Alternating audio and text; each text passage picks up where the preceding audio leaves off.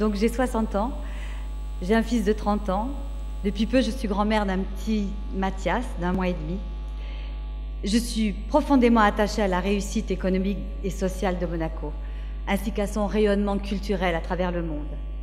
J'ai fondé il y a 25 ans, avec quelques amis monégasques et enfants du pays, très passionnés, la compagnie Florestan. La compagnie Florestan, vous devez certainement pour la plupart d'entre vous la connaître. Je suis très fière de nos réalisations et surtout de notre investissement au sein de la vie associative monégasque.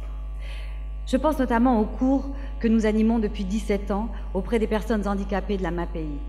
J'anime également des cours pour les enfants et les adolescents parce que je pense que la culture théâtrale est essentielle pour le développement intellectuel de nos enfants. J'ai parallèlement créé en 2009 un restaurant café-théâtre. Je suis donc aussi commerçante et je rencontre de nombreux monégasques avec qui nous parlons, en général de Monaco, bien sûr, et de son devenir. Je ressens chez eux un grand intérêt à l'avenir de notre pays. Et c'est principalement ce qui m'a amenée à m'engager. À l'initiative et à l'invitation de Michel Dittelot et de Claude Cellario, deux personnes que j'estime énormément et que je soutiens depuis le début, j'ai rejoint l'Union monégasque. Une formation vraiment sincère et vraiment à l'écoute de tous les monégasques.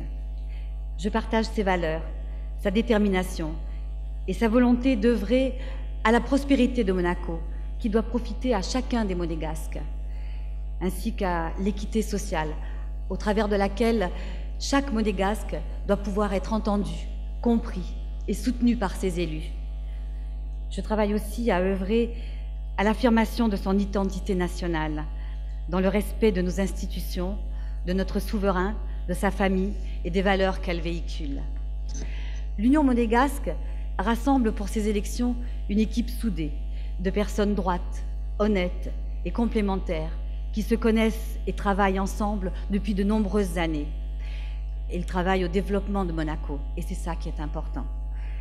Ils ont toujours suivi la même ligne de conduite et jamais ils ne se sont éloignés de leurs objectifs.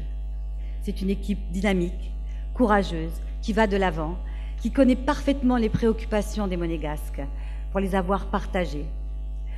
Au Conseil national, les élus de notre groupe ont déjà accompli des avancées considérables dans de nombreux domaines comme le logement, la santé, le cadre de vie, l'économie.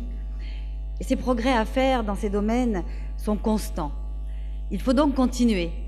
Et pour cela, le Conseil national et le gouvernement doivent travailler dans la sérénité et le respect mutuel des idées de chacun.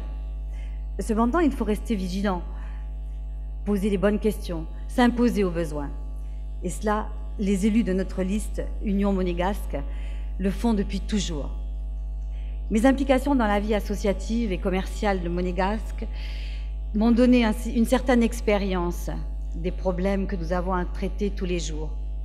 Ces problèmes peuvent être résolus seulement en restant solidaires, rigoureux et proches des monégasques.